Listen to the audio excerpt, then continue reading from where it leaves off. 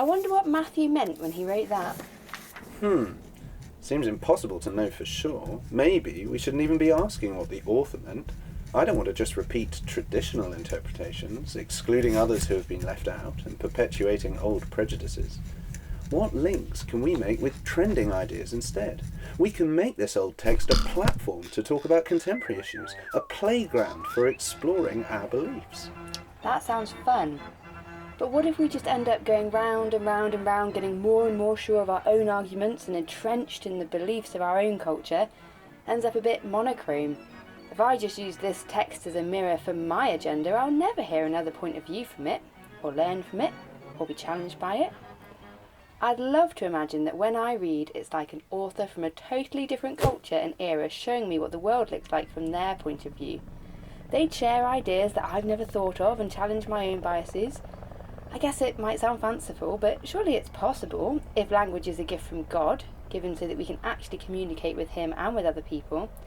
I'd love to imagine that reading gives us the possibility of communication with a real, genuine other. Sounds better than playing in a playground with my own reflection.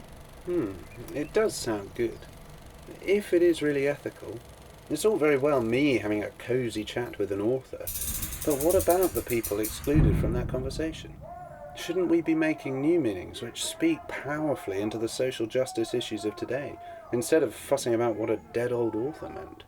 They will have had prejudices. If we imagine the author has authority over what a text means, are we just perpetuating their biases?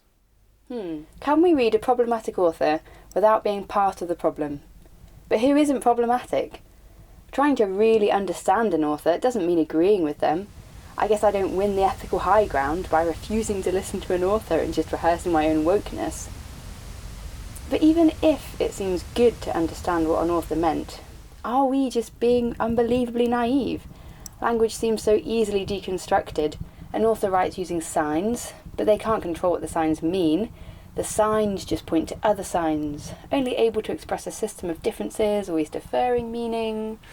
That makes communication sound hopeless. But we don't have to break language down into a play of signs. What if language is communicative action? If I break any action down into little parts, each little part could have different meanings to different people at different times, or seem totally meaningless and arbitrary. Stretch out your hand, grasp the handle, twist your wrist, draw your arm back, contort your facial muscles, wave your hand into the room. But if we consider the action as a whole, welcoming someone in, it makes more sense.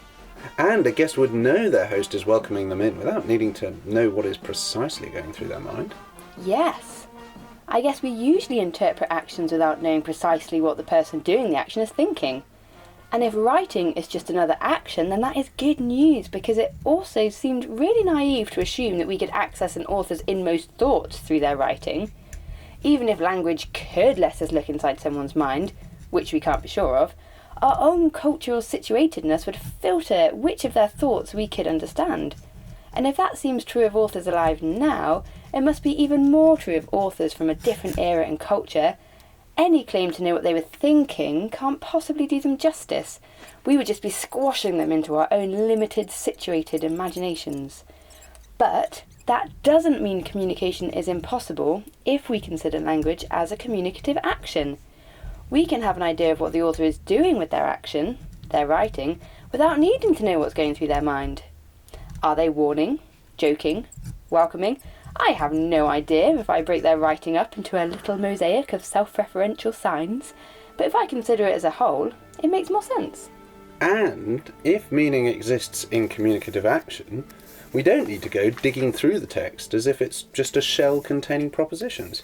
We can enjoy its genre and form because they're part of the action, part of the communicated meaning. But what about other meanings? The multiplicity of meanings. Even if the author can communicate meanings through their actions, the text they create gets a life of its own and endless other meanings. Yeah. When I read, I like asking all sorts of different questions that show up all sorts of different meanings. Like, what was the social status of women when this was written? Or how is this text used for that political agenda? Or how does this make me feel? But I guess I needn't ignore the author's meaning just because I can find other meanings. I've heard people say we have an ethical obligation to the author. Perhaps we should do to other people's texts what we would have them do to ours. Yeah, I guess I wouldn't want someone taking something I'd written and intentionally misinterpreting it, using it for their own agendas. I guess it comes down to if the author is someone I really want to know, like a friend who wrote a letter. And if I'm reading the Bible and believe that the ultimate author of the Bible is God, then my soul needs to know what the author meant. But it doesn't always seem that simple in practice. Even if we all agreed to ask, what is the author doing here? What do they mean? We wouldn't all agree on a meaning. It can seem like we just make up our own meanings, then try to make them sound credible by arguing that they are what the author really meant. Yeah. Sometimes I think that's just our power-hungry, fallen human nature getting in the way of our interpretations. Of course it's tempting to twist other people's words to sound like they back up what we think. But even if we're not just trying to back up our own opinions, we might still disagree on what the author meant because it is hard to listen well and understand. Each text has different layers of the author's meaning, and different questions show up those different layers, like what's the author saying, or what are they doing, what change are they trying to bring about. And everyone asks these questions from their own unique perspectives, bringing different descriptive frameworks and assumptions which might show different parts of the meaning, like different lenses. This many-layered, multifaceted meaning won't always seem straightforward and unified. With all these different layers and our own limitations, it does sound ridiculous to claim that we have perfectly grasped the entire meaning of the author's actions. But we can understand something, and that something is enough for real communication. Yeah, the thing that bothers me, though, is that when we're talking about the Bible, is that partial understanding enough for us to risk making big life decisions on?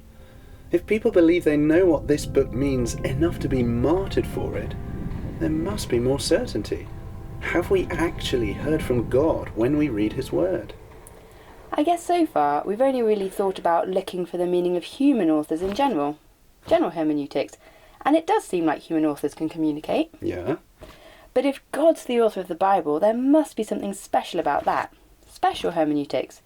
How does God's communicative intention work in the human author's communicative actions? One special thing about the Bible is the way its varied books make up a complex but unified whole, a canon, and that fills in even more layers of meaning as God speaks through different people in different eras. And there are creeds and confessions, which give us different lenses to read the Bible with. And most importantly, the Holy Spirit is at work in us when we read the Bible. The same Spirit who was at work when the Bible was written, passed on, translated and everything. All these special things work with the everyday gift of language. God speaks and communicates himself to us, and us communicating is part of what it means to be created in God's image. Of course our capacity to communicate is flawed because of the fall, but despite that, the gift of language is amazingly and graciously sustained by God and allows us to have real communication with him and one another.